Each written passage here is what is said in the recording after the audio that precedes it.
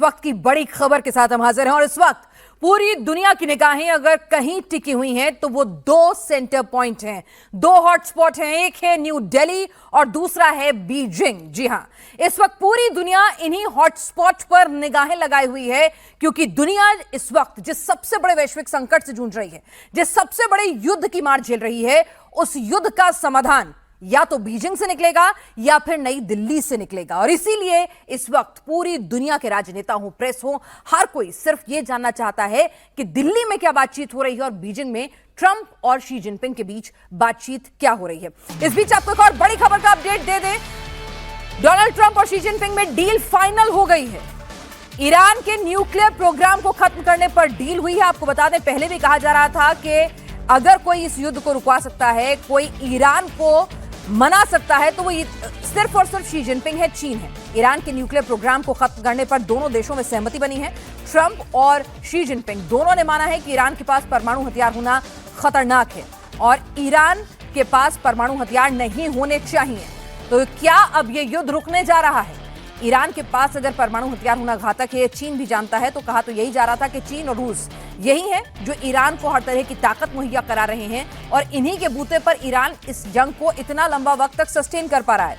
यही तमाम Intel input, satellite images, हौसला सब कुछ प्रोवाइड करा रहे हैं और इसी वजह से ईरान इतना लंबे वक्त तक अमेरिका के सामने टिका रह सका है। तो क्या अमेरिका और चीन के बीच में तमाम दूसरे समझौतों पर जो डील हुई है, व्यापार के समझौतों पर जो डील हुई है, उसमें कहीं ना कहीं आज शी जिनपिंग का अपर हैंड था? ये पूरी दुनिया जानती है क्योंकि ट्रंप की इच्छा ये थी कि वो विश्व विजेता बनते हुए वो इस युद्ध को जीतकर वहां पर शी जिनपिंग के पास जाएं और अपना अपर हैंड रखें, लेकिन ऐसा हुआ नहीं है। तो आज यहां पर जिस हालात में ट्रंप वहां पहुंचे हैं, डील दोनों के बीच में हो गई है। तो अब सवाल यही है कि क्या ये युद्ध रुकने वाला है? तो बीजिंग में शी जिनपिंग और ट्रंप की मुलाकात हुई है जिसमें दोनों मुल्कों ने माना है कि भाई ईरान के पास न्यूक्लियर प्रोग्राम सही नहीं है, यह खतरा है। इस पर एक बड़ी राय बन गई है। अब सवाल यह कि शी जिनपिंग की बात क्या ईरान सुनेगा? दोनों सुपर पावर ने ईरान के पास परमाणु हथियार ना हो इस लेकर सहमति जता दी है। ट्रंप जानते हैं कि ईरान को अगर कोई मना सकता है तो वो चीन है, यानी कि पाकिस्तान से जो पूरा का पूरा पीस टॉक्स की बात चल रही थी वो सिर्फ एक थिएट्रेटिक्स थी, टाइम बाइंग था, जबकि पाकिस्तान में वो कुव्वत ही नहीं थी कि वो चीन की तरह से ईरान पर किसी तरह का कोई दबाव बना सके या अमेरिका पर किसी तरह की अपनी कोई से वहां पर नेगोशिएशन टेबल पर कह सके। वो सिर्फ फाइलें इधर उधर पहुंचाने का काम कर रहा था, एक प्लेटफॉर्म दे रहा था, अमेरिका के कहने पर टाइम बाय कर रहा था। तो अगर सही मायनों में इस पूरे युद्ध को कोई रुकवा सकता है तो वो बीजिंग है, यानी कि शी जिनपिंग है, या फिर दिल्ली है। दिल्ली क्यों कह रहे हैं हम? दिल्ली में ब्रिक्स समिट हो रही है। ईरान के विदेश मंत्री के साथ साथ यूएई और सऊदी के विदेश मंत्री भी मौजूद हैं, यानी कि जो स्टेक होल्डर्स हैं उसमें से 3 मुल्कों के विदेश मंत्री यहां मौजूद हैं। 76 दिन से यूएई और सऊदी अरब ईरान से जंग लड़ रहे हैं। ऐसे में भारत में ये तीनों एक टेबल पर आ चुके हैं। दुनिया जानती है कि दिल्ली ही वो ताकत है जो मिडिल ईस्ट से लेकर रूस और अमेरिका और चीन सबको साथ लेकर समाधान निकाल सकती है। यानी कि दिल्ली में ही दम है कि वो रूस से भी बात कर सके, अमेरिका से भी बात कर सके, साथ ही साथ वो गल्फ कंट्री से भी बात कर सके और ईरान से भी बात कर सके। तो अगर एक मुलाकात ट्रंप की शी जिनपिंग से बीजिंग में हो रही है तो दूसरा पावर सेंटर यहां पर 3 स्टेक होल्डर्स के साथ दिल्ली बना हुआ है और दिल्ली के रिश्ते सभी मुल्कों से एक ऐसी डिप्लोमेटिक नीति है कि बातचीत और उसकी बात के वजन को देखा जाएगा। तो ऐसे में क्या बीजिंग और दिल्ली ही मिलकर इस युद्ध का समाधान निकालने जा रहे हैं? इस पर हम लगातार चर्चा करेंगे। ट्रंप भले ही चीन में है, लेकिन चीन इस वक्त अमेरिका से, जैसा हमने आपको बताया, अपर हैंड पर था। ट्रंप हॉर्मूज खुलवाकर चीन जाना चाहते थे, लेकिन यह हो नहीं सका है और इसलिए अब वो ईरान की बात करने चीन पहुंचे हैं।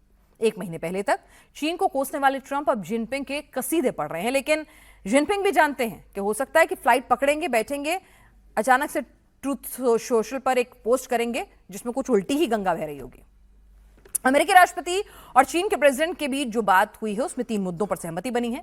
कृषि और व्यापार के मुद्दे पर मामला सुलझता नजर आ रहा है क्योंकि चीन ने अमेरिका से सोयाबीन लेना बंद कर दिया था। अब वो ब्राजील से सोयाबीन ले रहा है, जिससे अमेरिकी किसानों की फसल स्टोरेज में रखी हुई थी और उसका प्रेशर ट्रंप पर लगातार बढ़ता जा रहा था। यानी कि ट्रंप को एक अपने इंटरनल फ्रंट पे भी जवाब देना है। आर्थिक मोर्चे पे फर्ज, सामरिक मोर्चे पे फेल, तो कैसे बात बनेगी? ट्रंप के साथ साथ जिनपिंग ने भी माना है कि ईरान के पास परमाणु हथियार नहीं होने चाहिए और ये एक बड़ा ब्रेक थ्रू है जिससे मिडिल ईस्ट में पावर ऑर्डर बदल सकता है। चीन भी इस बात को अग्री करता है।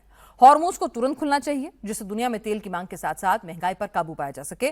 तो आप देखिए कि डिप्लोमेटिक रिश्ते कैसे चलते हैं। पूरी दुनिया ये कह रही थी कि कहीं ना कहीं ये जो चीन का जो पूरा का पूरा एनर्जी रूट है उसको ब्लॉकेट करना भी अमेरिका की एक फारफेच इस युद्ध से एक गोल्स थे।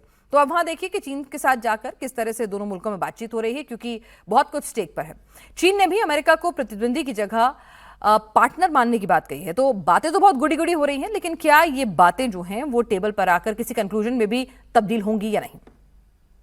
Mr. President, I look forward to our discussions on major issues important to our two countries and the world, and working together with you to set the course for and steer the giant ship of China-US relations so as to make 2026 a historic landmark year that opens up a new chapter in China-US relations.